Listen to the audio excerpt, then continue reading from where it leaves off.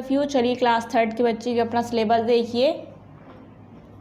आज हम आपको उर्दू पढ़ाएंगे। आपके उर्दू में चैप्टर आ रहे हैं 1 to 4। कितने चैप्टर आ रहे हैं आपके उर्दू में? आ रहे हैं सिलेबस PA1 में 1 to 4 चैप्टर।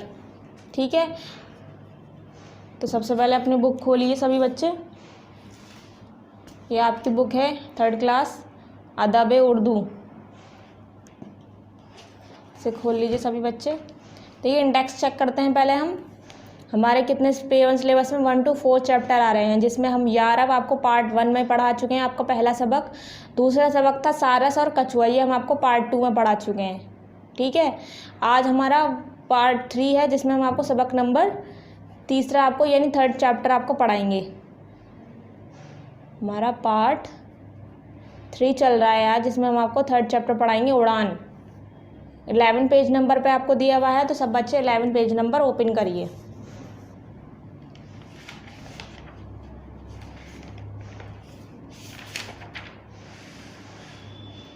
ये आपका पेज नंबर 11 3rd चैप्टर उड़ान। यहाँ मैं शो कर देती हूँ पार्ट 3।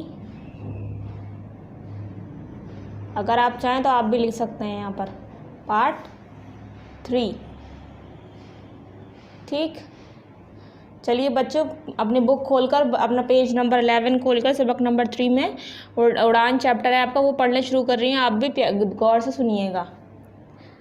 बच्चों क्या कभी परिंदों को देखकर आपका दिल भी चाहता है कि आप भी उनकी तरह आसमान में उड़ते फिरें और बादलों को छू लें?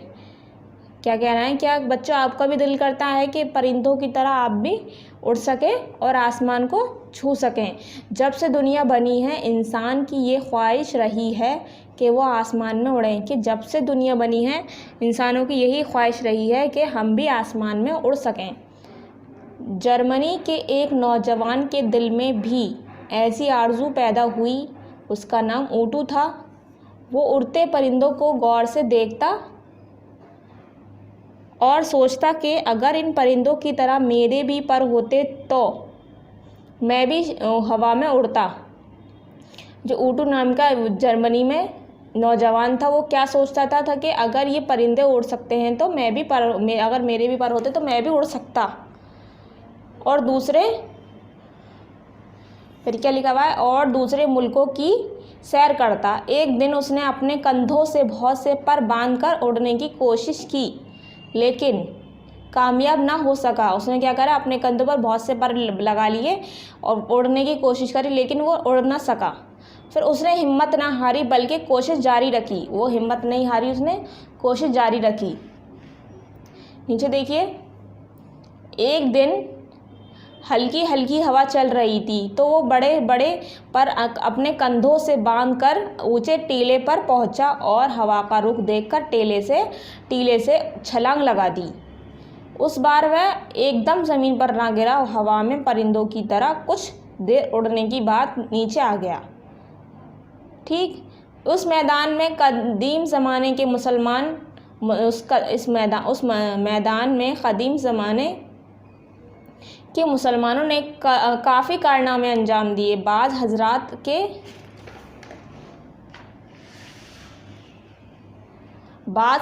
के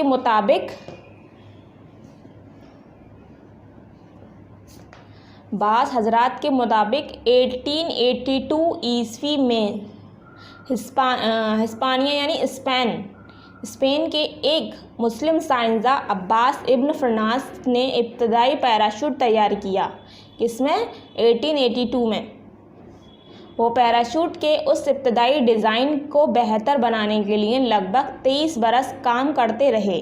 वो पैराशूट बनाने के लिए या पैराशूट इब्तदाई डिज़ाइन बनाने को बेहतर बनाने के लिए लगभग कितने बरस लगे थे? 23।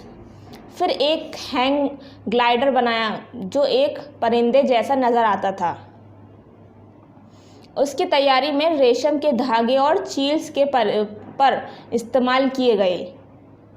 कहा जाता है कि हैंग ग्लाइडर की मदद से इब्न फरनास 10 मिनट तकरीबन हवा में उड़ते रहे, लेकिन उसे आसमान से ज़मीन पर उतारने में कामयाब ना हो सके। इस तहकीक के तकरीबन 700 बरस बाद इटली के गेवनार्डुड ऊंची ने एक परिंदे जैसी ग्लाइडिंग मशीन का डिज़ाइन बनाया। 17वीं सदी ईस्वी ने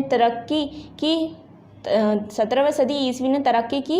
हिजारफन अहमद ने शाहीन के उपरों से बनाए गए एक ग्लाइडर की मदद से उड़ान भरी। 1971 ईस्वी में तरक्की की हुकूमत ने उसकी साइंसी खिदमात के एतराफ़ में उसके नाम पर से पोस्टल स्टैम्प जारी किए। पहला रॉकेट बनाने वाला शख्स भी एक मुस्लिम साइंसदान था। तरक्की ही से ताल्लुक़ रखने वाले हुस्न शल्मी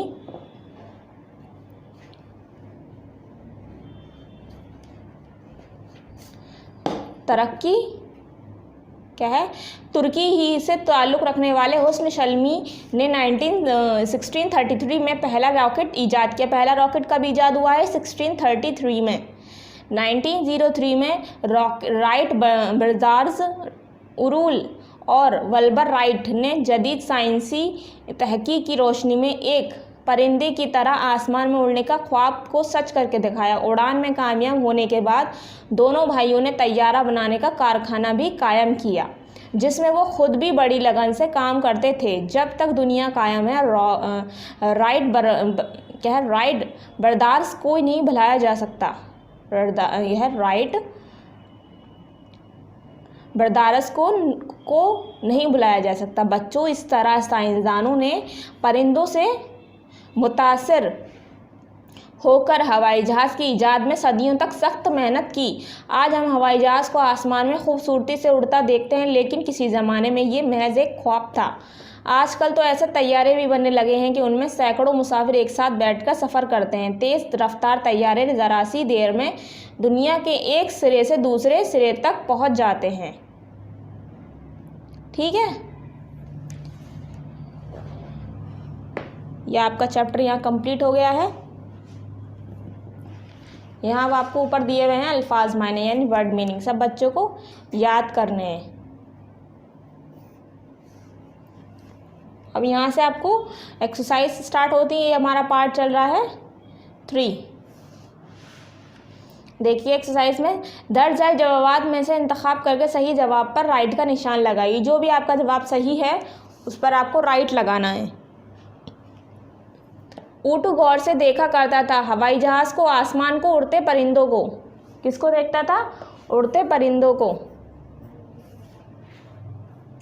फिर सेकंड है अब्बास इब्न फरनाज साइंसदान था, हिस्पानिया का, तुर्की का, जर्मनी का। किसका था? हिस्पानिया यानी स्पेन। हिजराफिन अहमद ने शाहीन के परों से उड़ान भरी। 15वीं सदी में, 7वीं सदी में, 17वीं सदी में या 12वीं सदी में? किस में भरी थी? 17वीं सदी में।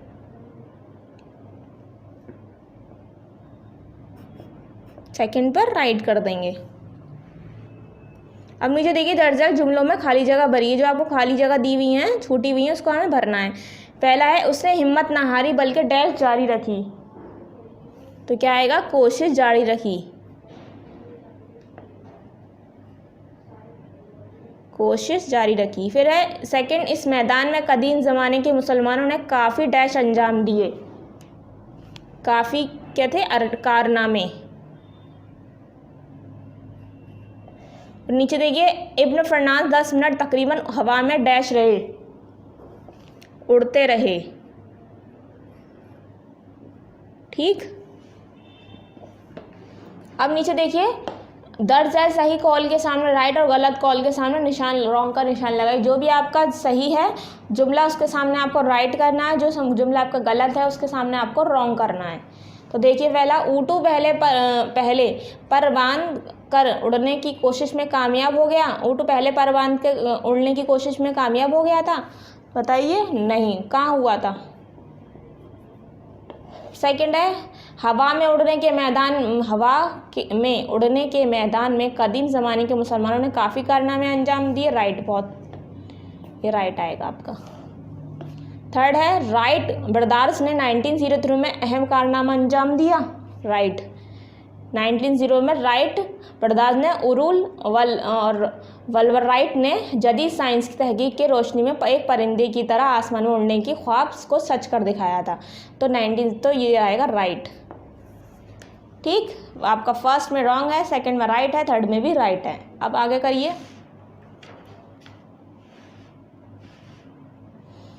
क्वेश्चन आंसर हम आपको कॉपी में कराएंगे, फिर आपका दर्ज अल्फाज को अपने जुमलों में इस्तेमाल करना है।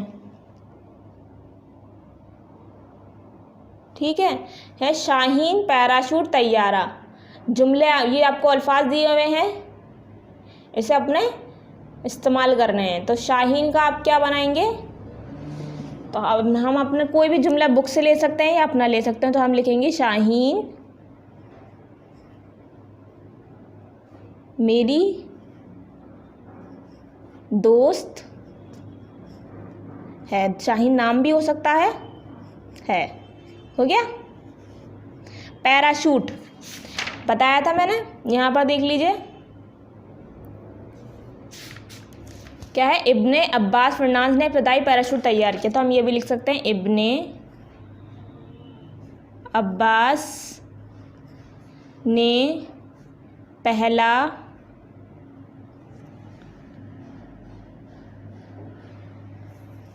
पैराशूट।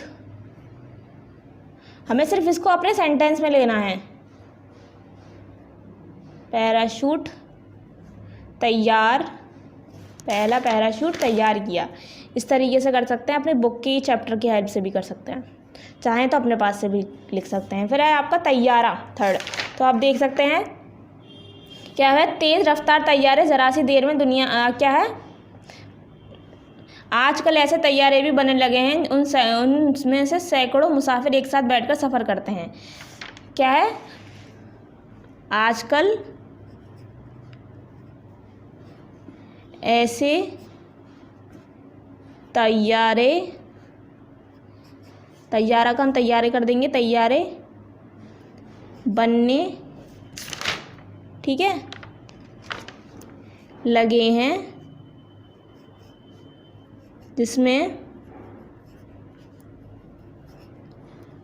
सैकड़ों, यहाँ से आपको देखिए, आपका यहाँ मैं यहाँ से लिख रही हूँ, ये लिखा हुआ है आपका नीचे देखिए, नीचे देखिए यहाँ लिखा हुआ है आपके, उनमें सैकड़ों मुसाफिर एक साथ सफ़र कर सकते हैं। तो हम इसमें से लिख रहे हैं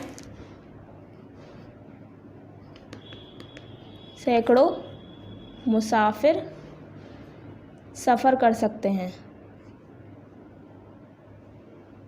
सफ़र कर सकते हैं। ये हो गया आपका। ठीक है, जुमले आपके कंप्लीट हो गए। पहला बनाया है हमने शाहीन का, देखिए शाहीन का बना है शाहीन मेरी दोस्त है। सेकंड बनाया पैराशूट, इब्ने अब्बास ने पहला पैराशूट तैयार किया। तैयार का आजकल ऐसे तैयारे बनने लगे हैं जिसमें सैकड़ों मुसाफिर कर सकते हैं, मुसाफिर सफ़र कर सकते हैं। ठीक है, आप देखिए मैं आपको ऑप्शन पे दोबारा दिखा देती हूँ किस तरीके से कराया। देखिए मैंने थर्ड फर्स्ट में आपको जो है मैंने किस पे कराया है, यह उड़ते परिंदों को, थर्ड पर ऑप्शन पर राइट कराया। सेकंड है इब्ने अब्बास फर्नांस ने साइंस यहाँ पर स्पेन में बनाया था सबसे पहले, तो स्पेन यहाँ पर आपको फर्स्ट पर राइट करना है। फिर थर्ड है आपका हिजरफन अहमद ने शाहीन के परों से उड़ान भरी 17वीं सदी में, सेकंड ऑप्शन पर राइट कर देंगे। फिल इन द ब्लैंक्स देखिए, फर्स्ट में आएगा कोशिश, सेकंड में आएगा कारनामे, थर्ड में आएगा उड़ते। राइट रॉन्ग देखिए, फर्स्ट में रॉन्ग, थर्ड में राइट, सेकंड में फर्स्ट में रॉन्ग है, सेकंड में राइट है, थर्ड में भी राइट है। ये आपका हो गया कंप्लीट। अब आपके क्वेश्चन आंसर आएंगे। क्वेश्चन आंसर के लिए सबसे पहले आपको कॉपी खोलनी है अपनी उर्दू की। ये आपकी उर्दू की कॉपी है, देखिए मैंने आपको क्लास शो कराई थी यहाँ पर, थर्ड क्लास। यहाँ सब बच्चों को अपना नाम लिखना है। उर्दू का काम हमेशा यहाँ से स्टार्ट करते हैं, पीछे से। ठीक है, देखिए पहला चैप्टर हम सबक नंबर 1 पार्ट 1 में आपको करा चुके हैं। क्वेश्चन आंसर एक्सरसाइज हमने बुक पर कराई थी, कॉपी पर क्वेश्चन आंसर कराए थे। अब देखिए सेकंड हमने आपको पार्ट 2 में आपको सेकंड चैप्टर कराया था और एक्सरसाइज बुक पर कराई थी। पार्ट 3 में हमने आपको, आज हमारा पार्ट 3 चल रहा है, यहाँ सब बच्चे अपनी डेट शो कर दें वीडियो की। पार्ट 3 में सबक नंबर 3 आपको यहाँ से बुक की हेल्प से करना है पहले काम। देखिए पार्ट 3 लिखना है सबसे पहले, फिर आपको सबक का नाम नंबर लिखना है 3, ये लिखा हुआ है। फिर आपको सबक का नाम लिखना है उड़ान।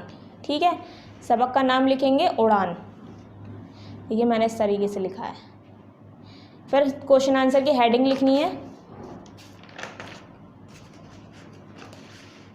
यही आपकी क्वेश्चन आंसर की हेडिंग। दर्ज झेल सवालात के जवाबात लिखिए। मैंने लिखा है, देखिए हेडिंग, दर्ज झेल सवालात के जवाबात लिखिए। पहला सवाल है आपका, उड़ते हुए परिंदों को देखकर ऊँटों के दिल में क्या आरजू पैदा हुई थी। तो आएगा, देखिए मैंने सवाल लिखा है, सवाल के लिए सीन बनाया है और फिर देखिए लिखा है, उड़ते हुए परिंदों को देखकर ऊँटों के दिल में क्या आरजू पैदा हुई। तो जवाब है, ऊँटों के दिल में आरजू पैदा हुई कि अगर मेरे पास भी अगर मेरे पास भी पर होते तो मैं भी उड़ सकता। ठीक है, क्या है, देखिए दोबारा दिखा देती हूँ मैं। ऊँटों के दिल में, यहाँ आप क्वेश्चन से भी लिख सकते हैं ऊँटों उड़ते हुए परिंदों को, मैंने यहाँ से नहीं लिखा। चलिए आप देखिए कॉपी पर, ऊँटों के दिल में आरजू पैदा हुई कि अगर मेरे पास भी पर होते तो मैं भी उड़ सकता था। यहाँ आपका जवाब कंप्लीट हो गया। फिर देखिए दूसरा सवाल है, इब्तदाई पैराशूट कब और किसने तैयार किया। तो देखिए हमने सवाल के लिए सीन बनाया है, इब्तदाई पैराशूट कब और किसने तैयार किया। फिर जवाब है 1882 ईस्वी में स्पेनिया यानी स्पेन के एक मुस्लिम साइंसदान अब्बास इब्न फरनास ने इब्तदाई पैराशूट तैयार किया। यह हो गया आपका सेकंड आंसर कंप्लीट। फिर आपका थर्ड सवाल है, हुस्न शल्मी ने पहला रॉकेट कब ईजाद किया। तो हुस्न शल्मी ने 1633 ईस्वी में पहला रॉकेट ईजाद किया। ठीक है, आपको सेकंड जो है आंसर बुक से भी मिल सकता है। देखिए यहाँ से लिखना है आपको 1882 से यहाँ तक। ठीक है, ये आपका दूसरा है, दूसरा आंसर आपको बुक से भी मिल सकता है। देखिए थर्ड आंसर ये है आपका, यहाँ से यहाँ तक, ये आपका थर्ड है। अगर आप चाहें बुक से करना चाहें बुक से कर सकते हैं। सेकंड आंसर आपको फर्स्ट लाइन में मिल जाएगा, 1882 से तैयार किया। ठीक है, और आपको थर्ड आंसर हुस्न शल्मी से लेकर ईजाद किया। ये आपका सेकंड और थर्ड है। फर्स्ट आप देख लीजिए बुक उस पर कॉपी पर। ठीक है, ऊँटों के दिल में आरजू पैदा हुई कि अगर मेरे पास भी पर होते तो मैं भी उड़ सकता। ये आपका जवाब कंप्लीट हो गया। ठीक है, आपके सवाल जवाब यहाँ कंप्लीट हो गए। इस पार्ट 3 लिखकर दोनों पेज पर डेट शो करिए अपनी वीडियो की और अपना वर्क कंप्लीट करिए। ठीक है, सब बच्चे अपना अब नेक्स्ट पार्ट में हम आपको पार्ट 4 में आपको क्या कराएंगे, सबक नंबर 4 कराएंगे। जब तक आप अपना पहला सबक, दूसरा सबक, तीसरा सबक यानी चैप्टर 1, 2, 3 अपना कंप्लीट करिए अपने पार्ट्स देखकर। सबसे पहले अपनी पूरी वीडियो अच्छी से देखिए, फिर एक्सरसाइज बुक पर करिए, फिर कॉपी पर क्वेश्चन आंसर करिए। ठीक है, अपना वर्क कंप्लीट करिए सभी बच्चे। Thank you.